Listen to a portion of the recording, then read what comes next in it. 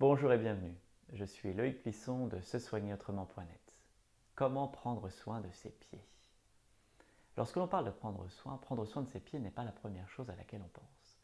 Et pourtant, les 28 os qui constituent notre pied sont un trésor d'ingéniosité. Prendre soin de ses pieds, c'est s'assurer des appuis solides. Nos pieds nous permettent de nous poser sur le sol, nous permettent de marcher et de courir et peuvent supporter jusqu'à 8 fois notre poids.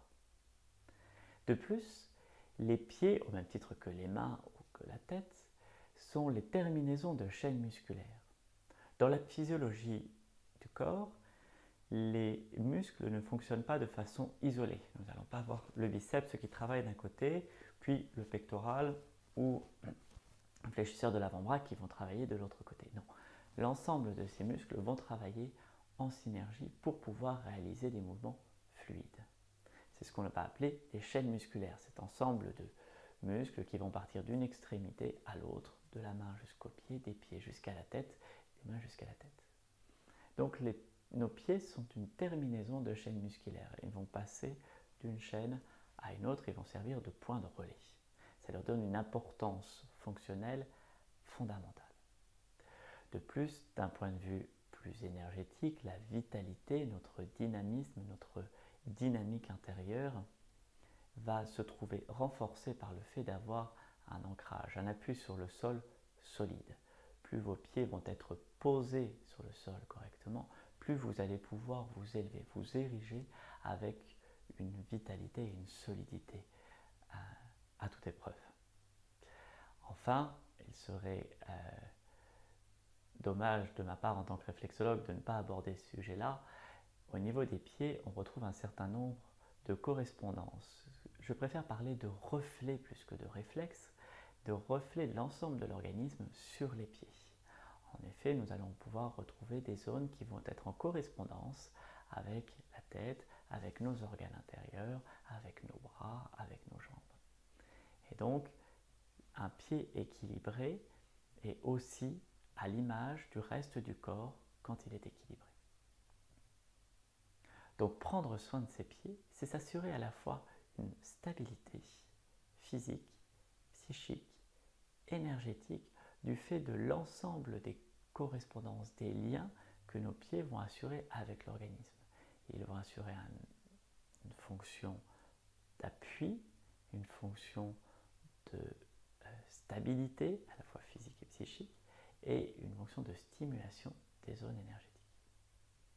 Je vais vous proposer 4 astuces simples à mettre en place pour pouvoir prendre soin de vos pieds efficacement. La première est tout simplement le bain de pied. Il suffit de prendre une bassine de 5 litres, une petite bassine, dans laquelle on va rajouter de l'eau chaude, ne jamais oublier les pieds au chaud, la tête au frais. Et on va rajouter une poignée de gros sel. N'importe lequel, peu importe, une poignée de gros sel dans cette bassine d'eau chaude. Inutile de rester un quart d'heure, 20 minutes, quelques minutes suffisent. C'est un moment où on va vraiment pouvoir se poser, où on va pouvoir libérer les tensions qui se sont accumulées, soit dans la journée, soit depuis un peu plus longtemps même. On va pouvoir évacuer ces tensions-là par la présence du sel qui va venir tirer ces tensions-là et permettre de les évacuer. La deuxième chose que l'on va pouvoir faire, c'est une fois notre bain de pied fait, on va s'essuyer soigneusement les pieds et à l'aide d'une pierre ponce, venir non pas frotter, mais caresser la plante du pied en 8. Il ne s'agit pas de venir frotter les zones qui vont être plus ou moins encornées, mais vraiment de frotter, jamais sur les orteils, juste sur la plante des pieds en 8. Et vous verrez que cette astuce toute simple, réalisée 1-2 minutes par jour, à droite puis à gauche, va permettre d'effacer, de supprimer les durillons que l'on va pouvoir avoir sur les orteils. En venant rééquilibrer la plante des pieds, c'est l'ensemble du pied qui se trouve équilibré et les zones d'appui beaucoup plus fortes vont pouvoir disparaître. En effet, si vous venez gratter une zone en particulier, si vous venez creuser un endroit en particulier où la corne s'est plus formée, on va créer un vide. Or, si la corne s'est formée à cet endroit-là, c'est parce qu'il y a un appui qui est plus important à cet endroit-là. Donc vous allez créer un vide à l'endroit où il y a déjà un surappui. Donc l'organisme va n'avoir qu'une seule solution, recréer encore plus de matière à cet endroit-là, puisqu'il va chercher dans un premier temps à combler le vide pour assurer l'appui qui est dessus et va venir renforcer l'appui qui a été mis en faiblesse. Donc caresser de façon équivalente l'ensemble du pied en 8 vous assure de bien répartir les forces sur la totalité du pied. La troisième astuce consistera à se masser régulièrement les pieds. Inutile d'avoir fait des cours de massage complexes ou avoir fait une formation complète en réflexologie plantaire pour être capable de masser ses pieds. Il suffit d'être méthodique. On commence par les orteils, alors on va pouvoir les tourner, tirer légèrement dessus, les plier dans un sens, dans l'autre, sur les côtés. On va passer du gros orteil au petit orteil, et puis après on va masser tranquillement la plante du pied, venir appuyer dans les endroits où on va sentir que c'est un peu plus sensible. L'avantage lorsqu'on se masse soi-même, c'est que l'on est capable de dire là cet appui m'est désagréable, au contraire j'aime bien quand on appuie à cet endroit-là. On va pouvoir doser la force la meilleure façon qui soit. Donc on va tranquillement venir masser les pieds sur toute leur surface, de haut en bas, en terminant bien par le talon et en venant appuyer un peu plus fort. Alors dans ces cas-là, on peut utiliser l'index replié pour venir appuyer sur le talon et s'assurer de bien libérer toutes les tensions au niveau du pied.